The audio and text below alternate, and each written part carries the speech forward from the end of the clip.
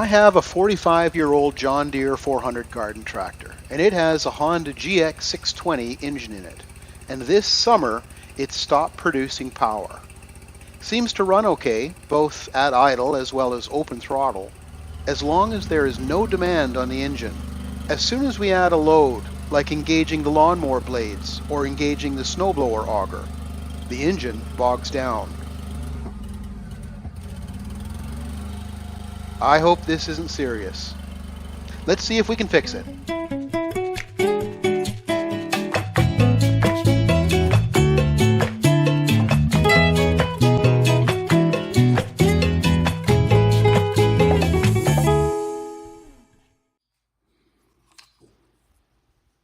Okay, let's step through this step by step and eliminate the common, simple fixes before we try to fix a problem that isn't there. For me, that means you check the fuel cap vent to make sure it's not clogged. Not clogged. If the vent is plugged, a vacuum forms in the tank, restricting fuel flow. You check the air filter to make sure it's not clogged. You check the fuel filter to make sure it's not plugged. And just for shits and giggles, we swap out the spark plugs. We'll take a look at them at the very least. Once we have checked for fuel, air, and spark, if we still have an issue, we'll start to dig deeper.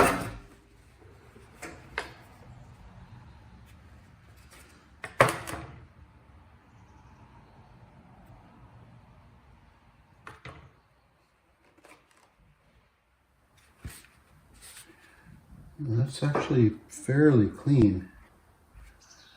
That could use a little cleaning, but I don't think that's the issue. With the air filter removed, I'm now going to test the engine again.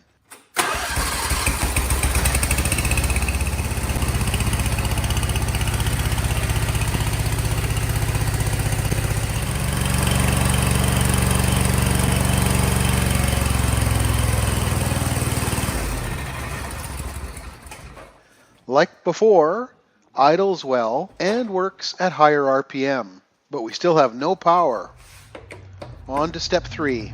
Let's remove this air filter housing to gain access to the fuel filter.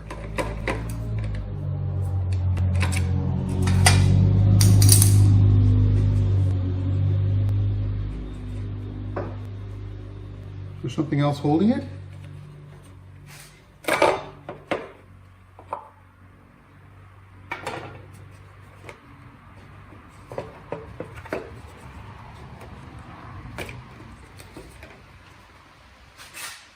Ah, fuel pump. No, fuel filter. How's that come out of there? Oh, needle nose pliers.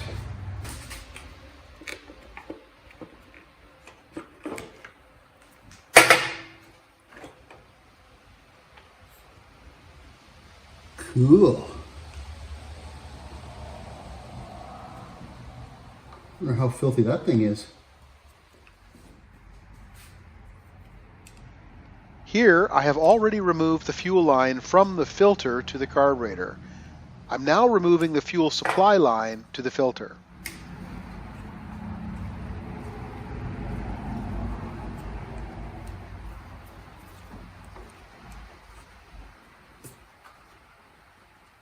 Well, that doesn't look too bad.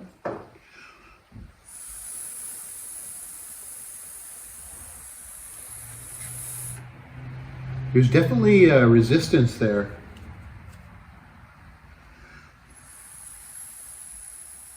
But I don't know what's normal. I think I'll probably look at replacing that because I'm in here. This is a $30 Amazon tune-up kit for the Honda GX620. I think it's pretty much junk. Pretty hard to beat the price if you buy the components individually, but my expectations aren't too high on this. I'll show you it step by step. Here's the old Honda fuel filter.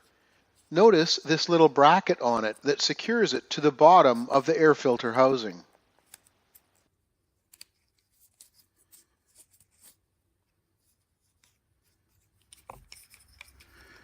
Well, that's completely different. I mean, I know it performs the same function, but that's a completely different beast. And I suspect it won't even fit underneath the plastic shrouding underneath the air filter. However, we'll give it a go. Looks like different sized pipe too. Great kit, eh? This is supposed to fit around this like yay, which it won't do. Yeah. And then this clips together and goes inside and it's held in place. So I won't be able to use this clip if I choose to use this. All right, that fits. Direction of, yep, that's correct. This is a slightly bigger order, so you shall go or not. Looks too big, yeah, a little bit too big. Let's, you shall go. It's not even the same size, my gosh. Are we gonna get that on there? Maybe.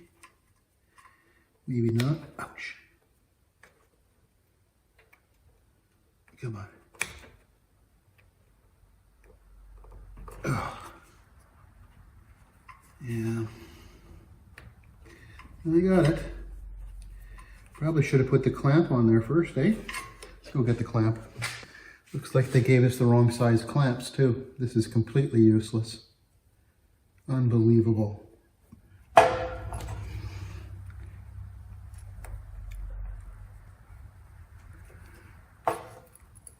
I'm going nowhere here.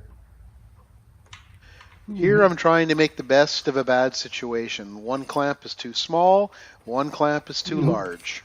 Past the bump. Okay. Oh, that's tight. Now, I think that is a complete shit show. This is supposed to sit in here and not be rattling against stuff.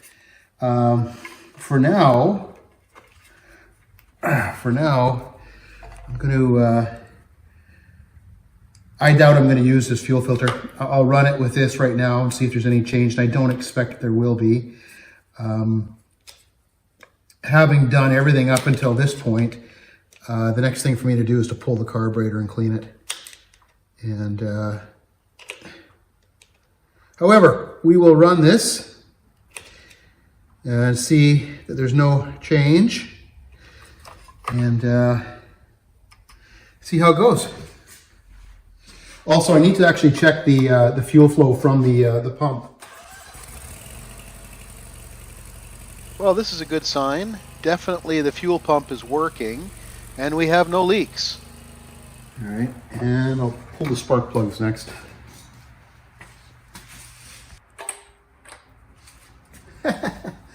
Check this out. That's an old wrench from a 1973 Toyota Corona Mark II. So I don't know how old that is, but 50 years, 52 years.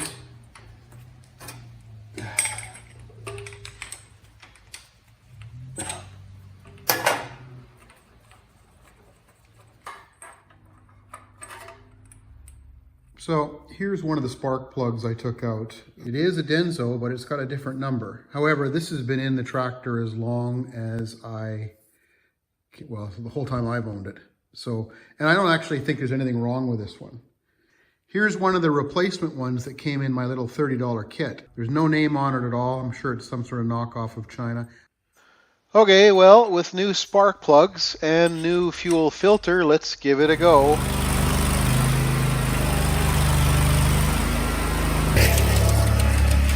Okay, wow, this is working. We have power.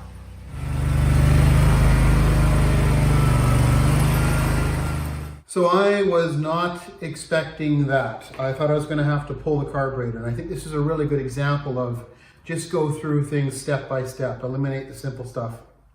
So what I have demonstrated here is either bad plugs or a slightly plugged fuel filter. And I'm guessing it's the plugs because I could blow through the other filter without any issue. I am going to keep this one in though. It seems to be working and not leaking.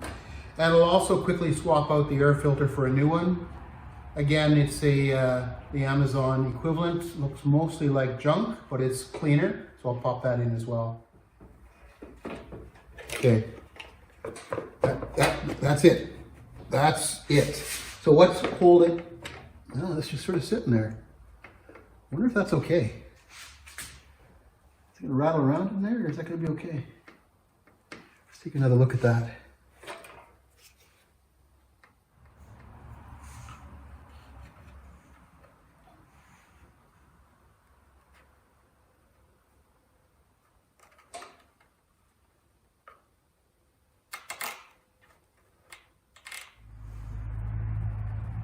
All right, I think we're okay like that.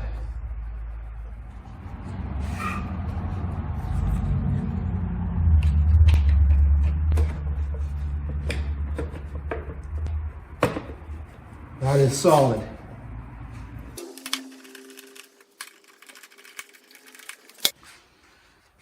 Okay, how does this work?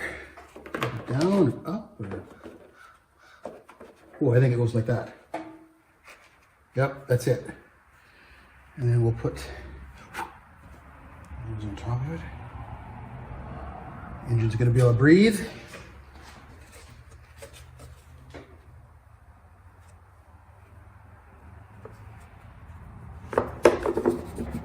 Well, that fits even, that is the way it goes.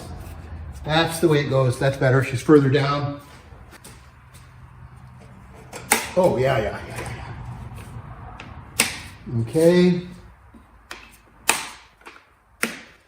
Okay, before I put the covers on, I want to run it one more time. Make sure she's sounding good.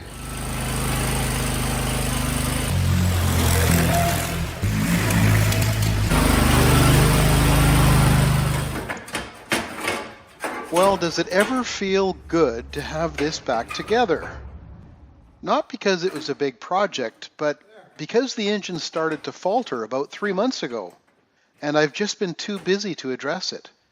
And of course, in the back of my mind, I've had this issue simmering, only growing in complexity and severity the longer I stewed on it. I thought at the very least I was going to have to pull the carburetor or maybe adjust the governor or test the ignition coil. Then I went as dark as thinking I might have to lap valves or do rings. It's amazing how your imagination can get away on you. In the end, it cost me $30 for an upgrade kit and about an hour of wrenching. Wow. You know, stick to the basics. Fuel, air, and spark. Hey, thanks for watching.